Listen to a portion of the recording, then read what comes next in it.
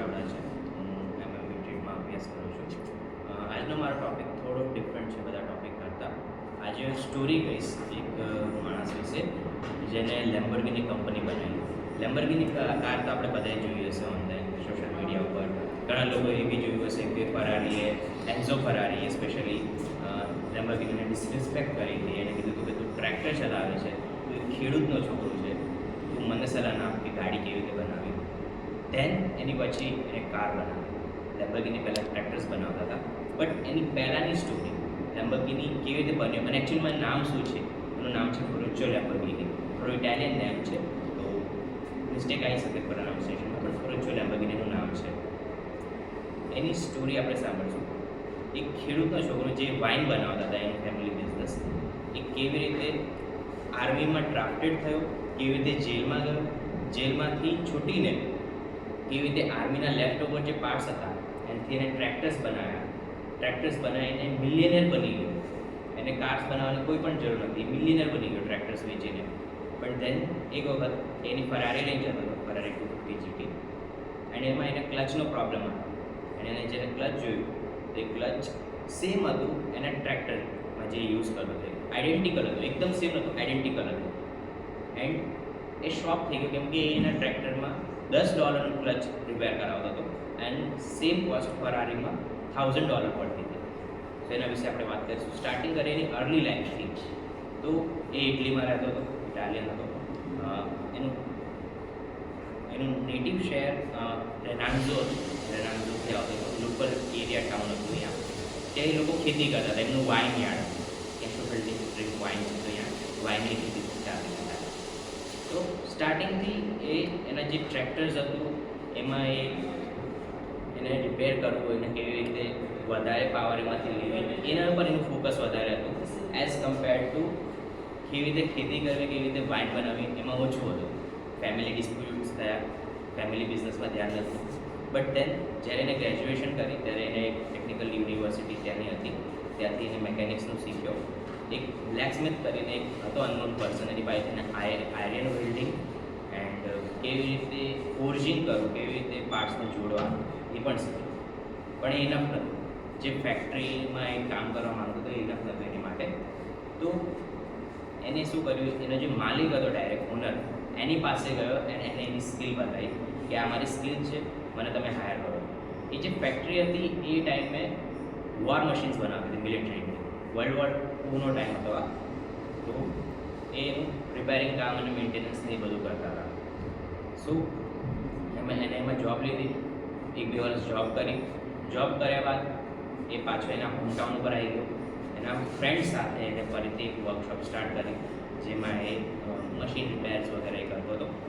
And then World War II start થઈ Italy અને German વચ્ચે. ત્યારે એ ડ્રાફ્ટેડ થઈ. એની મરજીથી નહોતો થયો, ડ્રાફ્ટેડ થઈ ગયો. તો એમાં બી એનું કામ મકેનિકનું જ હતું. એ જંગ લડવા નહોતો ગયો. મકેનિકમાં જે મિલિટરીના વ્હીકલ્સ હતા એને રિપેર કરતો હતો, એની સર્વિસિંગ કરતો હતો. તો એ કર્યું. ધેન 3 વર્ષ પછી વર્લ્ડ વોરમાં ઇટલીએ સરેન્ડર કરી દીધું.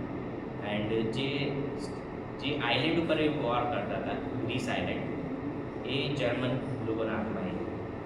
તો એને એવું કીધું કેમ કે ઇટાલિયન જે લોકો હતા ત્યાં રહેતા હતા એ બધા ઇવેક્ટેડ થઈ ગયા. બટ એને એવું કીધું કે મને અહીંયા રહેવા દો અને મને મારી વર્કશોપ ખોલવા દો. જર્મન જે કેપ્ચર કર્યું હતું અહીં લાવો. જર્મન પાસેથી પરમિશન લીધી અને એ લોકોએ હા બી પાડી દીધી અને એને વર્કશોપ એની ચલાવી. વર્કશોપ ચલાવ્યા બાદ 1-2 વર્ષ બાદ એલાઇન ફોર્સ જે ઇટાલિયનની હતી એ લોકો પાછા આવ્યા. જે બી વધેલા ઘટેલા ઇટાલિયન ત્યાં રહેતા હતા એ પાછા આવ્યા અને એમને એઝ અ પ્રિઝનર લઈ ગયા ત્યાં કામ કરવા માટે. કેમ કે સ્ટાર્ટિંગમાં જર્મન ફોર્સે બધાને ઇવેક્ટ કરી નાખ્યા હતા ઇટાલિયન લોકોને કે તમે આ કેપ્ચર થઈ ગયું છે જર્મન લોકો પાસેથી, તમે જતા રહો. બટ તેમ છતાં પણ ત્યાં રહ્યો, એને પરમિશન માંગી એન્ડ કામ કર્યું. તો એને લઈ ગયા વગર કંઈ માંગી. એન્ડ 1 વર્ષ સુધી એને જેલમાં રાખ્યું. જેલમાં બી એની સ્કિલ્સને જોઈને એ લોકો એની સાથે ખરાબ વ્યવહાર નહોતા કરતા. એની સાથે એનો જે સ્કિલ્સ હતી એનો યુઝ કરીને એની પાસેથી મકેનિક્સનું કામ કરાવતા હતા, રિપેર કરાવતા વ્હીકલ્સ વગેરે. કનેક્શન્સ બી સારા બની ગયા. જેલમાંથી છૂટ્યા બાદ એની પાસે બીજી એક ટ્રેજેડી થઈ.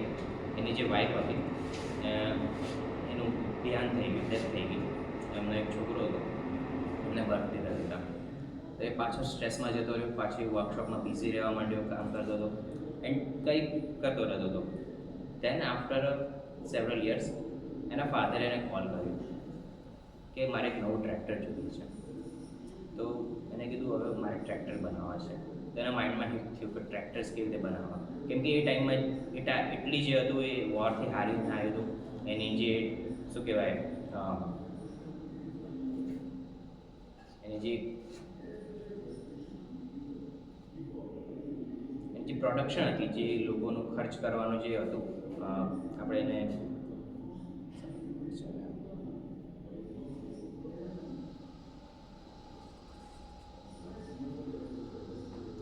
જે એના લોકો હતા એ ડિપ્રેશનમાં જતા હતા, કેમ કે કામ નહોતું, એ લોકો હારી ગયા હતા વોરમાંથી. તો એને એવું વિચાર્યું કે એગ્રીકલ્ચર જે રહ્યું, ખેતી, એનાથી એ લોકો આગળ વધશે, એનાથી એટલી પાછો આવશે વોરના સદમામાંથી. બટ એ ટાઈમમાં ટ્રેક્ટર્સ અને જે ઇક્વિપમેન્ટ્સ હતા એ એટલા પરફેક્ટ નહોતા, એટલા સારા નહોતા, એટલા એફિશિયન્ટ હતા. તો એને ટ્રેક્ટર્સ બનાવવાનું સ્ટાર્ટ કર્યું. જૂના આર્મીના જે લેફ્ટ ઓવર મટીરિયલ્સ હતા વોરમાં જે નહોતા યુઝ થયા, એને યુઝ કરીને ટ્રેક્ટર્સ બનાવતો હતો. ઓલ્ડ જે એક ઇન્જિન હતું ત્યાંનું, ઓલ્ડ ઇન્જિન, મોસા ઇન્જિન કરીને હતું, બ્રિટિશનું બનેલું હતું. એ પેટ્રોલ ઇન્જિન હતું, બટ એને એવી રીતે ટ્યુન કર્યું કે ડીઝલ ઉપર ચાલે. એ ટાઈમમાં ડીઝલ થોડું ચીપ હતું, તો એને એ પ્રમાણે એને ટ્રેન કરીને વેચ્યું અને સક્સેસફુલ થયું. પછી એના ફાધરે એને લોન લીધી, એને એક ફેક્ટરી સેટઅપ કરી. આજના ટાઈમમાં બી તમે લેમ્બોર્ગિની ટ્રેક્ટર સર્ચ કરશો તો એ હજુ બી ટ્રેક્ટર્સ બી વેચે છે એન્ડ એનો બિઝનેસ ચાલવા માંડ્યો પરફેક્ટલી. એ ટ્રેક્ટર્સ બનાવતો તો લોકો ખરીદતા હતા, એટલીના લોકોને ખબર પડી કે સારું ઇક્વિપમેન્ટ કેવું છે, પરફેક્ટ ચાલતું હતું બધું. તો એ પાર્ટી વાર્ટી વગેરે કરતો હતો. એની પાસે જેગવાર, ફરારી, મર્સિડીઝ એ બધી કાર કલેક્શન હતી લાંબી એવી એ સમયમાં.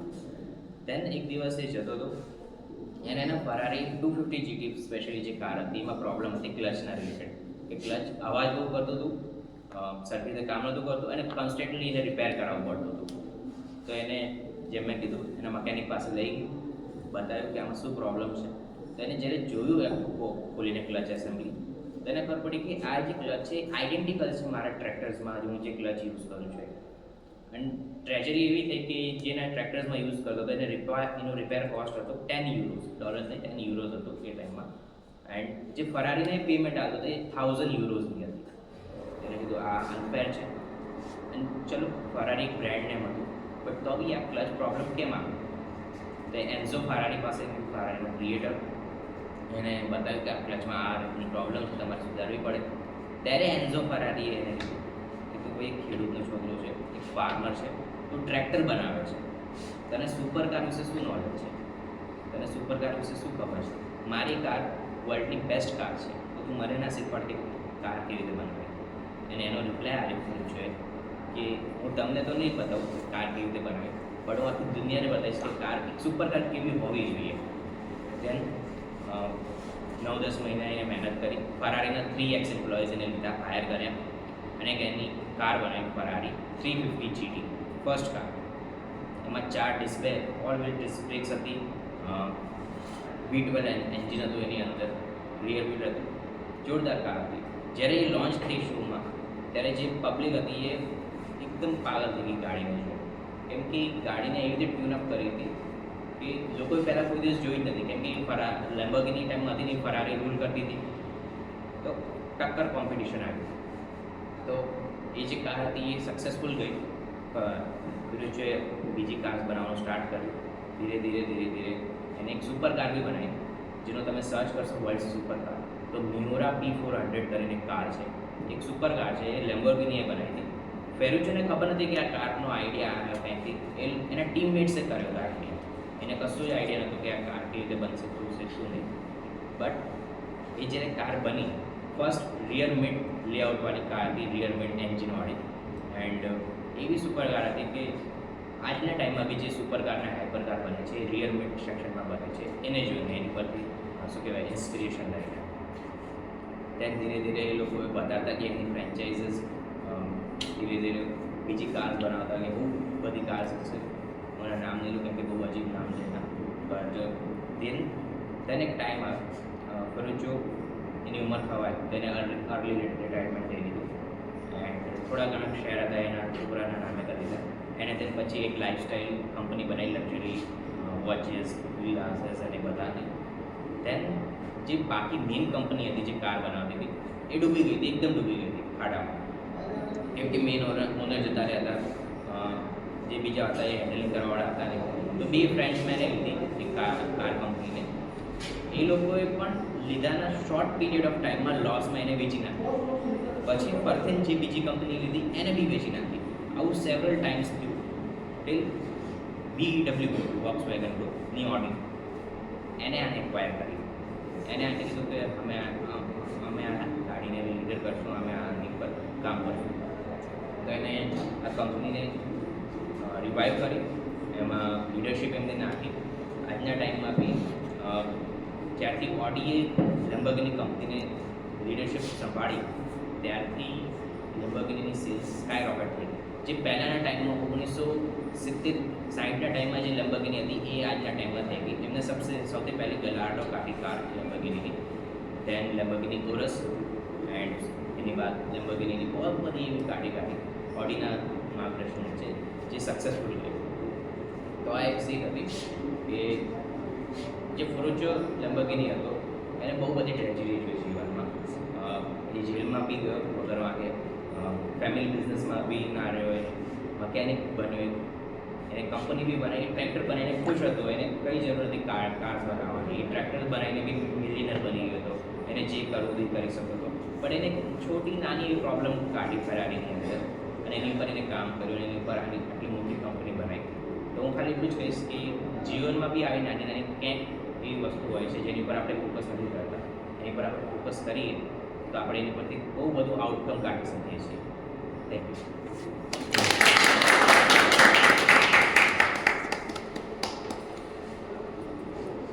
ચાલો સમીર.